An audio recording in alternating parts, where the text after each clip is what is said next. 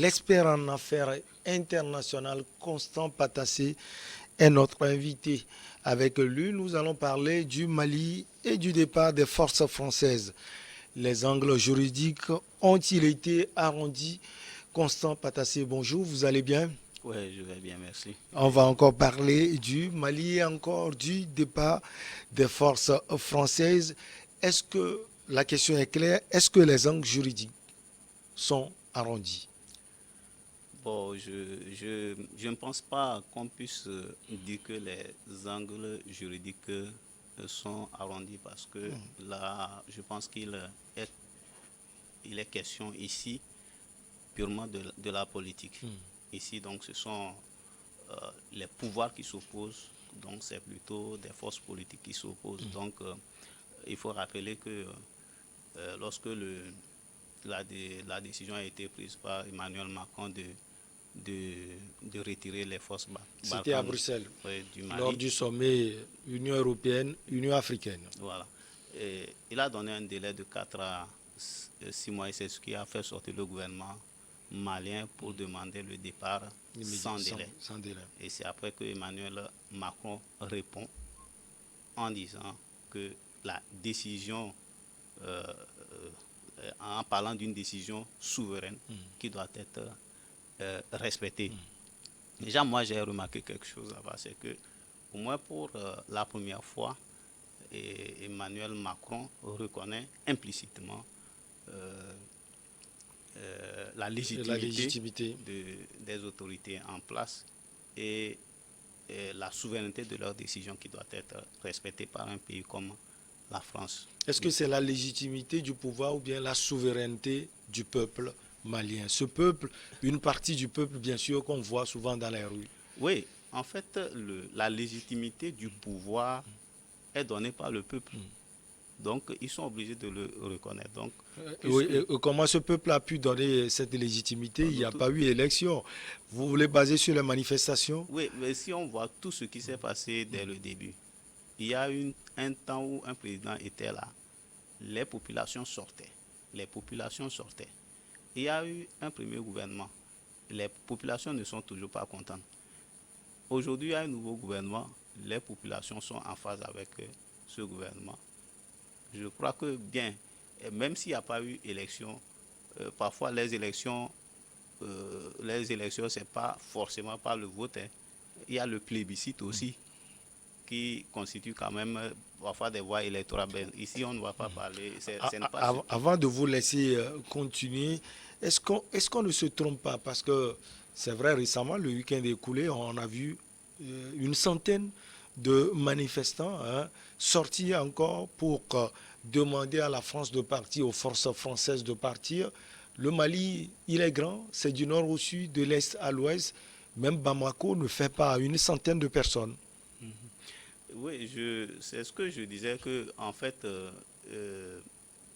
euh, ce départ, lorsque Emmanuel Macron reconnaît implicitement la légitimité du gouvernement et de, de, de la souveraineté de ces décisions, je pense que le gouvernement va se montrer maintenant courtois, okay, plus élégant que Le gouvernement malien. oui, oui.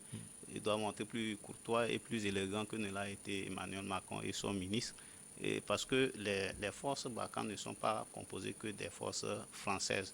Et même si c'était seulement des forces françaises, ils sont issus d'une population. Et ce n'est pas toute cette population-là qui sont d'accord avec les procédés de Emmanuel Macron et de ses ministres sur le territoire malien. Comme au Mali également. C'est pas tout le monde qui est d'accord avec les principes d'Assimi Goïta. Oui, mais on sait que la majorité quand même le suit. Maintenant, si je vais continuer un peu, Ouais, allez-y. alors, euh, donc en procédant de façon courtoise quand même, ça peut permettre au peuple malien, au gouvernement malien d'entrevoir de, de futures relations diplomatiques qui vont s'installer rapidement parce que euh, on a une grande population malienne euh, En France. en France en France et en Europe qui constitue un poids économique important pour le Mali. On ne peut pas tout à l'heure dire que si si ces relations s'embrouillent, même si la Russie est là pour soutenir, la Russie peut accueillir avec, avec souplesse cette population-là aussi en Russie. Donc Vous la France pensez qu'on peut constitue... arriver jusqu'à ce niveau, M. Constant Patassé? Non, je Si sais ça qu'on peut pas. continue ainsi, Non, vous ne l'envisagez je même sais pas. que ça serait difficile. Ça serait difficile. Et donc le gouvernement en place ici, je sais qu'ils vont entrevoir que d'ici peu, les relations de bon voisinage vont s'installer et de bonnes relations vont continuer. Donc, par là, nous avons donc parlé du peuple malien qui est...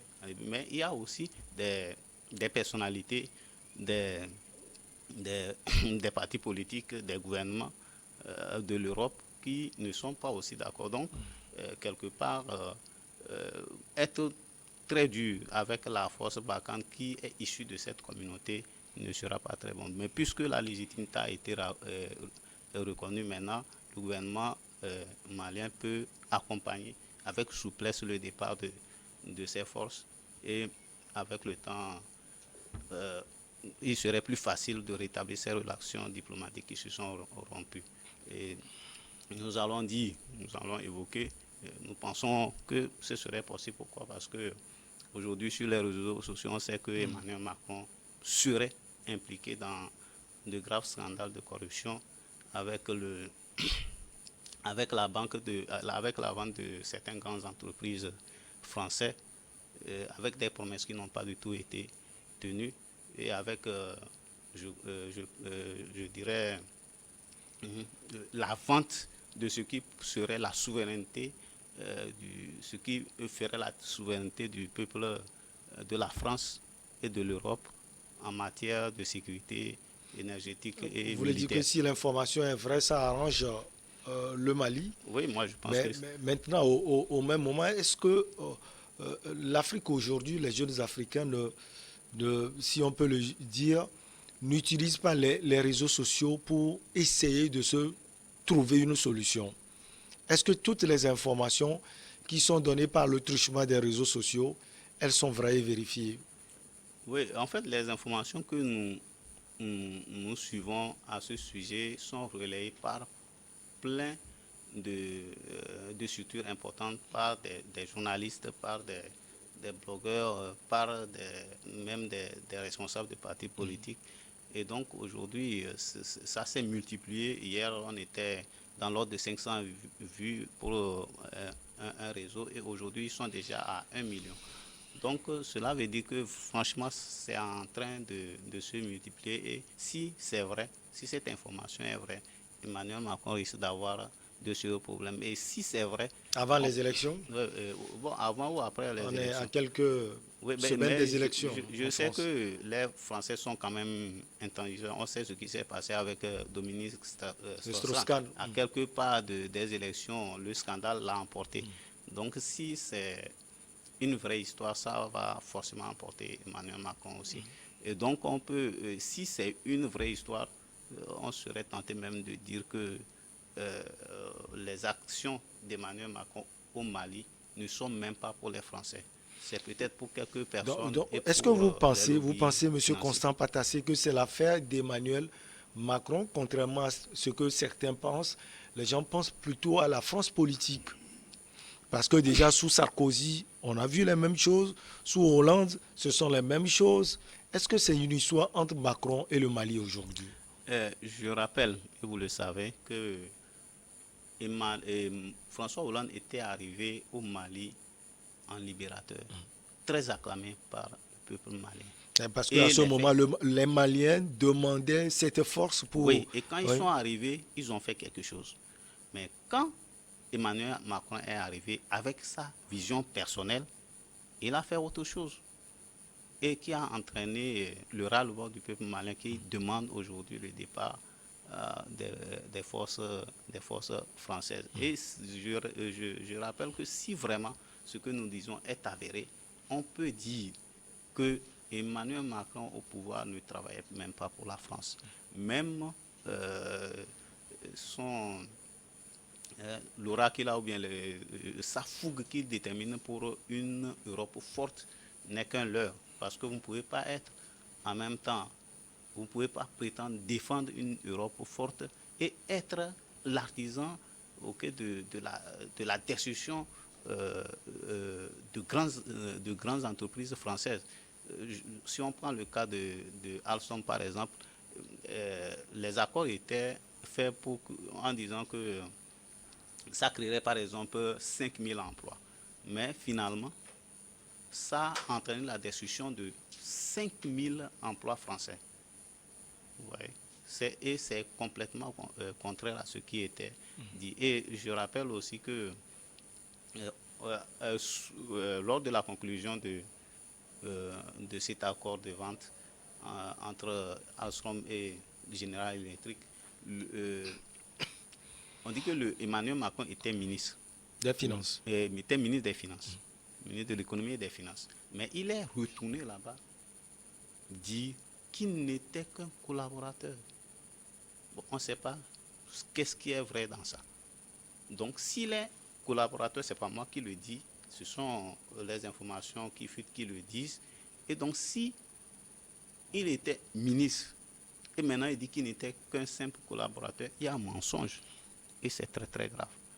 Et donc, c'est pourquoi je dis que si c'est le cas, détruire des grandes entreprises comme Alstom, Alcatel, Technique et puis Lafarge, de grands fleurons de l'économie française, on dit même qu'ils représentent 10% du CAC 40, en 5 ans seulement, ça n'a jamais été. Donc, quelque part, bon, Emmanuel Macron a ses propres objectifs, il se sert des institutions en place pour atteindre ses objectifs personnels. Et vous allez voir, par exemple, que j'espère que ce n'est pas le cas. J'espère que les enquêtes ne vont pas aboutir à ça. J'espère qu'il saura se défendre pour prouver que bon, tout cet aura n'est pas vraiment contre lui et que vraiment ces actions sont pour le bien-être des Français. Mais dans le cas contraire, on dira que franchement, c'est d'autres objectifs qui sont... Nous savons que depuis le quinquennat d'Emmanuel Macron, sur toutes les chaînes, on dit qu'il a été placé par le lobby financier, et tout ça et tout et tout. Donc, bon, il peut s'agir vraiment d'un autre objectif plutôt que en fait le bien-être de la France. Vous parlez également de changement de paradigme. Oui. Je crois qu'avant même de parler du changement de paradigme, il faut revenir toujours au droit.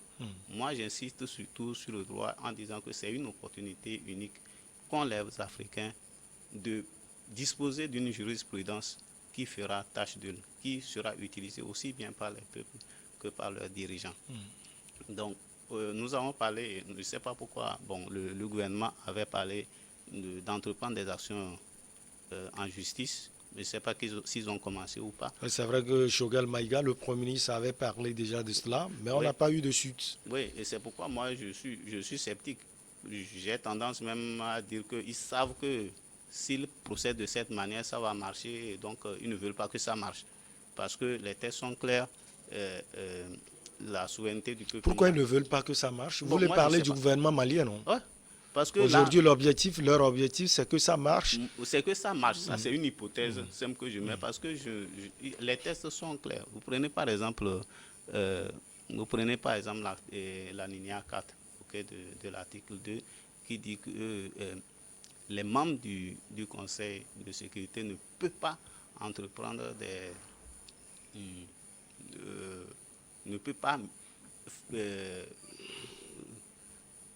ne peut pas procéder par menace ou dresser des forces contre l'intégrité territoriale ou l'indépendance politique d'un pays.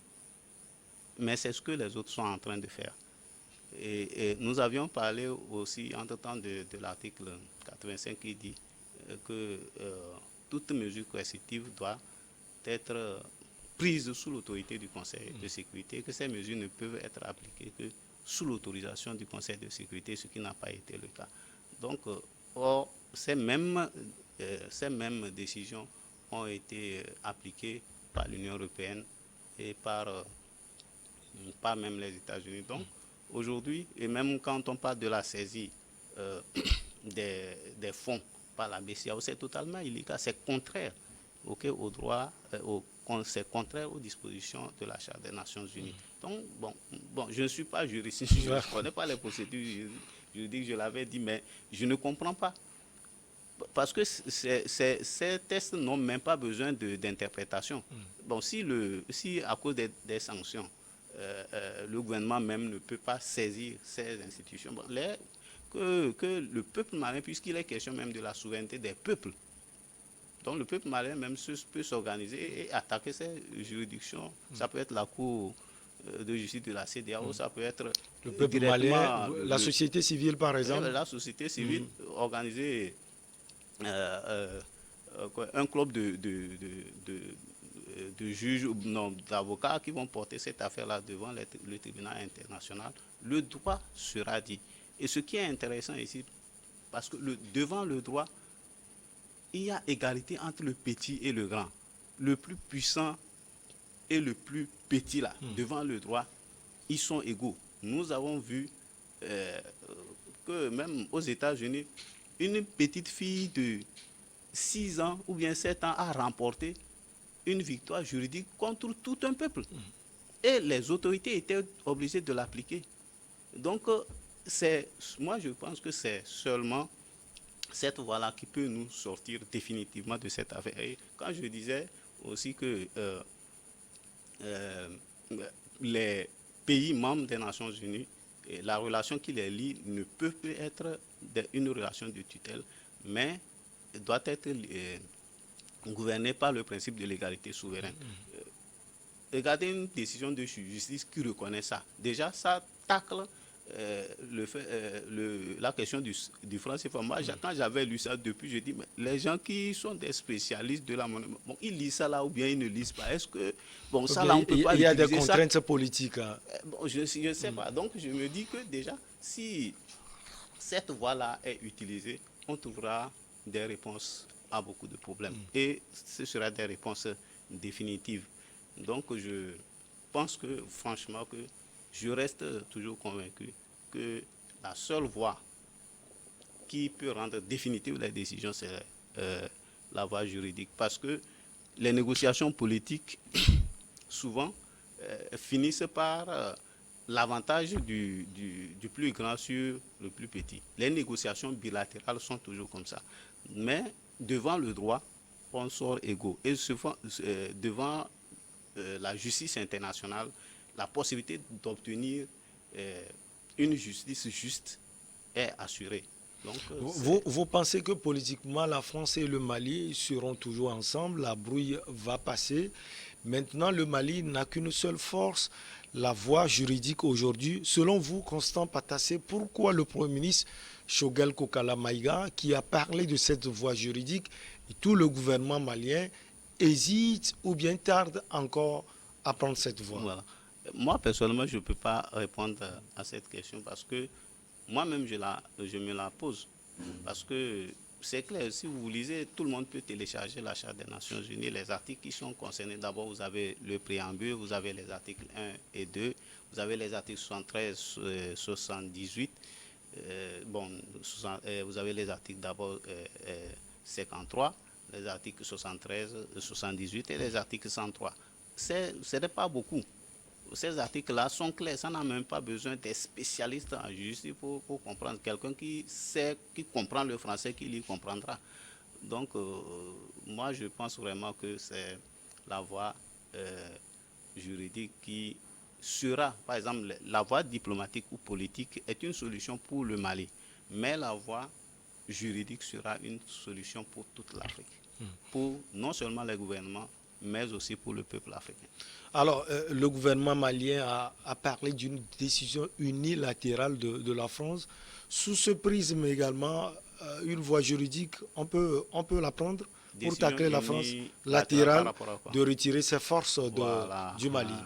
Voilà, c'est ce que je dis, que c'est parce que la France a pris cette décision unilatérale. Je suis sûr même que c'est cette décision unilatérale qui porte sur la durée de 4 à 6 mois qui a fait réagir le gouvernement. C'est pourquoi j'ai dit que maintenant que dans les propos d'Emmanuel Macron, il y a reconnaissance de la souveraineté, de la décision du gouvernement malien qui doit être respectée, ils peuvent infléchir et accompagner doucement la sortie, mais avec un délai quand même raisonnable. Donc, moi, c'est ce que je peux dire. Oui, le retrait aura lieu, mais au même moment, ces forces iront. On parle du Niger, on parle d'autres pays également, la Mauritanie et des pays surtout du Golfe de Guinée.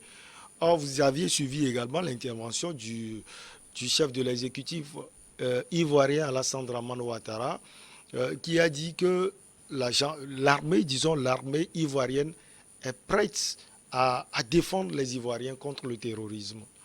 Oui, c'est cet aspect-là qui nous permet de quand même de réfléchir à autre chose.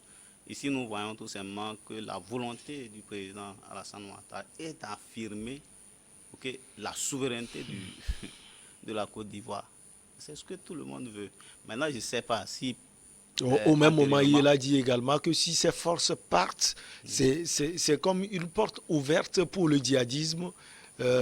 Et ces djihadistes peuvent venir facilement dans le golfe de Guinée. oui, mais lui et ses militaires, la gendarmerie, eux, ils sont bien formés, bien équipés pour pouvoir se défendre.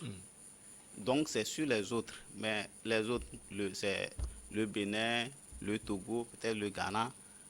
Est-ce Le que Togo aussi dira qu'il est bien formé. La preuve, on a vu l'attaque repoussée dans le Pendjal. voilà, donc et on sait que même ce n'est pas ça seulement, on sait que on reconnaît même sur le plan international que le Togo a une armée Ouais, assez efficace. discipliné, Donc efficace. si le Togo dit aussi que bon, je crois que je peux me débrouiller, alors qu'ils ont déjà annoncé ça, vous voyez que ça devient aussi un problème de relation qui peut devenir un peu conflictuel. Donc, selon Constant Patassé, il faut utiliser la voie juridique pour tacler la France, non seulement au Mali, mais également en Afrique, surtout. Oui, j'insiste Et vous pour dire parlez de que cette oui, jurisprudence. on a besoin de cette jurisprudence qui va permettre de résoudre beaucoup de problèmes de souveraineté, notamment même de la question du franc CFA qui est encore sous tutelle de la France, alors que bon, il n'y a plus de relation de tutelle entre les pays membres des Nations Unies. Alors, puisqu'on parle du Mali, cette question, l'avenir n'est pourtant pas aussi rose pour le Mali. Le Mali serait en défaut de paiement. Il y a également les opposants qui sortent, réunis au sein du cadre, et qui disent qu'à partir du 25 mars prochain, ils ne vont pas reconnaître le pouvoir en place. Ah, bon, entre-temps, j'avais évoqué le fait que bon, c'est quand même en observation de ce qui se passe dans d'autres pays comme la Suisse où le gouvernement appelle la population sur toutes les questions. Toutes les questions, la population sort bouleversée. Donc, c'est déjà passé. Nous ne savons pas ce qui va se passer. Et, bon, nous attendons de voir. Mais je vais dire aussi que cette relation France-Afrique, quand on regarde, ça n'a pas avantagé personne. Ça n'a avantagé personne. Je Même ne la pense pas France, que ça a avantagé la France. Ça n'a pas avantagé la France. pourquoi Ça n'a pas ça n'a pas avantagé avantagé la France, la, qui a sans doute tiré profit toutes ces années? oui, Pourquoi, selon vous? si ça avait avantagé la France, s'ils avaient bien géré cela, je ne pense pas qu'après avoir utilisé au moins 100 ans, c'est-à-dire depuis la fin de la Première Guerre mondiale, 1919, et les indépendances, plus de 50 ans, pour gouverner ces pays, ok, et continuer par prendre les ressources. Si c'était la bonne politique, aujourd'hui la France serait résiliente. 50 ans de pillage, il n'aurait plus besoin vraiment il n'aurait plus besoin vraiment des pays africains pour soutenir leur économie. Ça veut dire que c'est une politique qui n'a pas été vraiment efficace. Et aujourd'hui, après les indépendances, 60 ans de néocolonialisme, le même pillage continue. Surtout qu'il n'y a pas que Et les pays francophones en Voilà. Afrique. Il y a les départements d'outre-mer, Voilà, les donc, territoires d'outre-mer. voilà, La donc France en a beaucoup. si vraiment on a pris tout ce temps pour exploiter les pays assez riches de l'Afrique et jusqu'aujourd'hui, on ne se sent pas en sécurité de se débrouiller seul, il y a un problème. Parce qu'en Europe, il y a des pays qui ne sont pas des pays coloniaux, des pays colonisateurs. Il y a des pays qui sont aujourd'hui résilients. Ça veut dire que quoi? Le gouvernement malien et le gouvernement français a toujours focalisé tous ses efforts sur l'Afrique plutôt que de développer son peuple, de développer la résilience. C'est ce qui est le désavantage. Donc ils sont toujours obligés de se dire que sans l'Afrique, mais on ne peut pas dire que le sous-sol de la France ou bien le pays France est le plus pauvre en termes de ressources dans toute l'Europe. Et donc je pense que on doit changer les choses. Ils doivent penser que c'est peut-être en renforçant, si c'est encore possible, en renforçant le pouvoir économique de ces anciens, en contribuant, aujourd'hui c'est en contribuant à renforcer le pouvoir économique de ces pays que la France aussi peut devenir plus puissante. Mais il faut toujours être dans cette vision d'exploitation des ressources minières, de toujours faire en sorte que les pays africains se sentent petits, pauvres, incapables de travailler de façon égalitaire avec les autres peuples. C'est la France qui va perdre, c'est les pays africains qui vont perdre. Parce que 60 ans, plus de 100 ans, si cette politique était efficace, je suis sûr que franchement, tout le monde serait à l'aise aujourd'hui. Constant Patassé, ça a été un plaisir de vous avoir. Vous avez un dernier mot? Si j'ai un dernier mot, je vais toujours insister sur ça, que je vais ajouter pour dire que il y a un adage qui dit que chaque génération découvre sa mission, l'accomplit ou la trahit. Nous sommes vraiment à un tournant décisif et les relations, les négociations politiques ou diplomatiques ne pourront pas permettre de résoudre ce problème définitivement. Mais une offensive juridique, si c'est possible, parce qu'actuellement, je ne sais pas pourquoi cette offensive n'a pas encore été déclenchée. Si cette offensive est déclenchée, je suis sûr que les solutions seront définitivement trouvées. On sera en bonne relation avec les autres peuples du monde et l'Afrique peut avoir la chance aussi, au moins, de faire ce qu'elle peut. On sait qu'on n'atteindra pas, on ne pourra pas résoudre tous les problèmes. Mais si nous avons la force de faire quelque chose, faisons-le. Mais maintenant, si volontairement on empêche les gens d'exploiter leur potentialité pour se développer, c'est là-bas qu'il y a le problème. Donc, et ça n'arrange vraiment personne. Vous êtes expert en affaires internationales. Merci beaucoup. On marque la pause pour le journal et derrière, on reçoit nos invités pour Regard Croisé. C'est bon.